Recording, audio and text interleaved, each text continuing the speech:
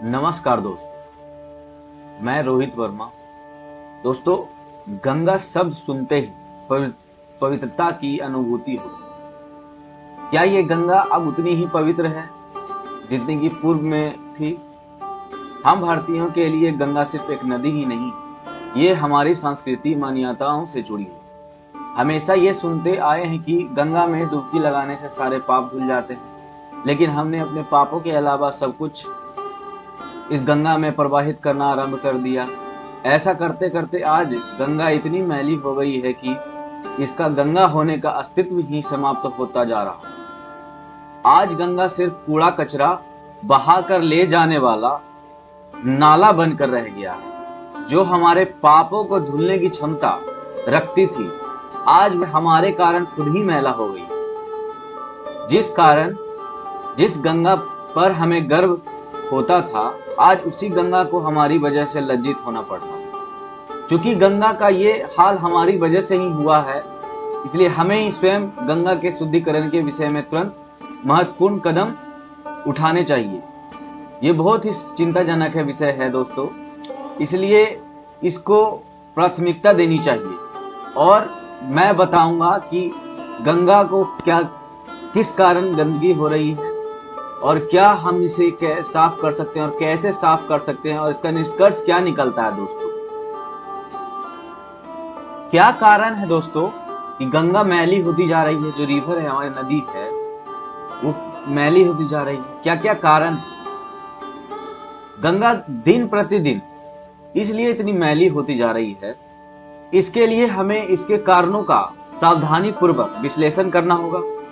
तभी हम गंगा की वर्तमान स्थिति में कुछ सुधार की अपेक्षा कर सकते हैं। अगर ध्यान पूर्वक देखा जाए तो गंगा के प्रदूषण के दो ही मुख्य कारण हैं। पहला कारण है गंगा में प्रदूषित पानी का छोड़े जाना। किसी वजह से बेसिन की नदी में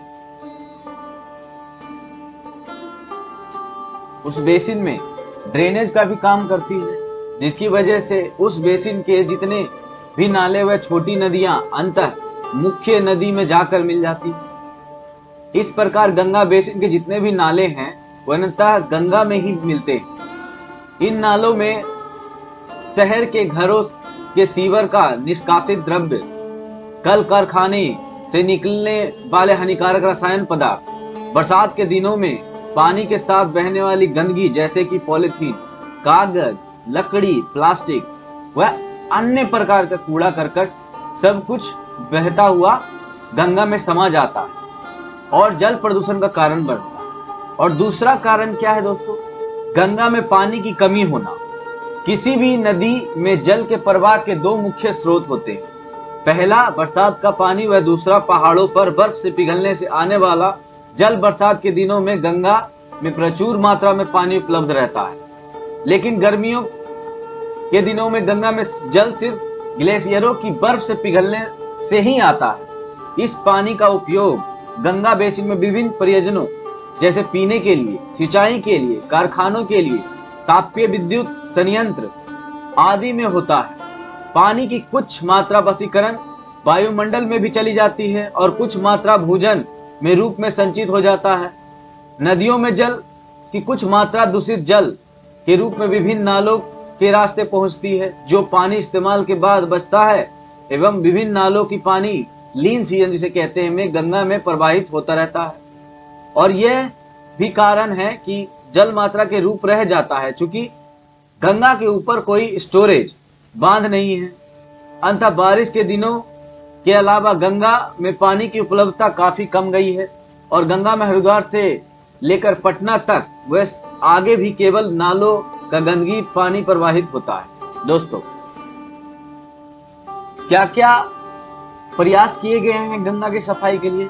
दोस्तों, विभिन्न परियोजनाओं एवं रेगुलेशन के द्वारा गंगा की सफाई की कोशिकाओं की गई है, जिनमें प्रमुख है सीवेज ट्रीटमेंट प्लांट लगाना। यह सरकार की स्कीम थी दोस्तों। और भी दूसरी है नदी में कचरा फेंकने पर रोक लगाना। दोस्तों, हर लोगों को रोक लगानी चाहिए, खुद से ही और सरकार को भी। और भी है नदियों के किनारे पर कंस्ट्रक्शन मटेरियल फेंकने पर रोक लगाना, तालाबों का विकास करना, जीरो डिस्चार्ज करना, अब दोस्तों, गंगा की सफाई के लिए बहुत सारे ऐसी स्कीमें हैं जो सरकार ने उठाई हैं, लेकिन दोस्तों जब तक हर एक व्यक्ति की इसमें अप्रोच नहीं होगी तब तक गंगा साफ नहीं होगी। इसका कंक्लूजन क्या निकलता है दोस्तों? इसका कंक्लूजन निकलता है कि हमें अपने स्कूली बच्चों एवं हर घर तक अवेयरनेस पहुंचानी चाहिए। यदि यानी कि नदी में कुछ डाला जाता है तो कुछ दूरी में स्वतः साफ हो जाना चाहिए। हमें लोगों तक घर घर जाकर ये बात बतानी चाहिए कि गंगा में अगर आप गंदगी फेंकते हैं तो वो आपको ही नुकसान देगी। और भी बहुत सारी चीजें हैं दोस्तों जो हम अपने जीवन में कर सकते हैं इसकी सफाई के लिए। सरकार की स्कीमें तो बहुत हैं, लेकिन हमें भी अपने रिस्पॉन्सिबिलिटी, नागरिकता निभानी चाहिए और इसे पर कुछ तुरंत ही एक्शन लेनी चाहिए। अगर ये वीडियो आपको अच्छा लगा हो तो लाइक कीजिए। अगर आपको ये इंफॉर्मेटिव लगा हो तो चैनल को सब्सक्राइब कीजिए। और भी आप ऐसा वीडियो देखना चाहते हैं और भी ज्ञान लेना चाहते हैं तो मेरे चैनल के बेल आइकन को ऑन कीजिए। धन्यवाद दोस्तों।